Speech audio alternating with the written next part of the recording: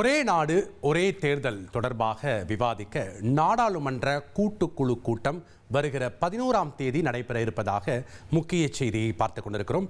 விவரங்களை வழங்க இணைகிறார் செய்தியாளர் சங்கரன். வணக்கம் சங்கரன், செய்தி தொடர்பான முழு விவரங்களையும் பதிவு பண்ணுங்க.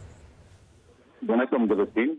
மத்திய பாஜக அரசு ஒரே நாடு ஒரே தேர்தல் என்ற திட்டத்தை அமல்படுத்த வேண்டும் என்பதில் தொடர்ச்சியாக முனைப்பு காட்டி வருகிறது. அதே நேரத்தில் எதிர்க்கட்சிகள் அனைத்தும் இது தேவையில்லாத ஒரு திட்டம், நடைமுறையில் சாத்தியமற்றது என்று தொடர்ச்சியாக எதிர்ப்பு தெரிவித்து வருகின்றன.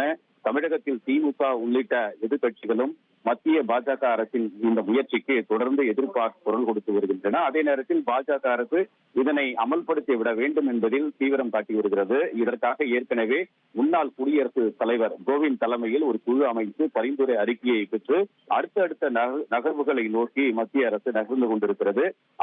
அதனுடைய ஒரு முன்னேற்றமாக அடுத்த கட்ட நடவடிக்கையாக இந்த ஒரே நாடு ஒரே தேர்தல் தொடர்பாக நாடாளுமன்றத்தின் கூட்டு நடவடிக்கை குழுவானது வரக்கூடிய ஜூலை 11ஆம் தேதி பாராளுமன்ற வளாகத்தில் கூடி இது தொடர்பாக விவாதிக்க இருக்கிறது என்றும், இதில் சட்ட வல்லுநர்கள் மற்றும் ஓய்வு பெற்ற முன்னாள் உயர் அதிகாரிகளோடு இந்த குழுவானது இது தொடர்பாக கலந்துரையாட இருக்கிறது என்றும் தகவல் தற்போது வெளியாகி இருக்கிறது.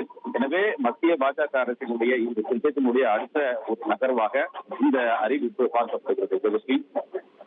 நன்றி சங்கரன், உங்களுடைய தகவல்களுக்கு.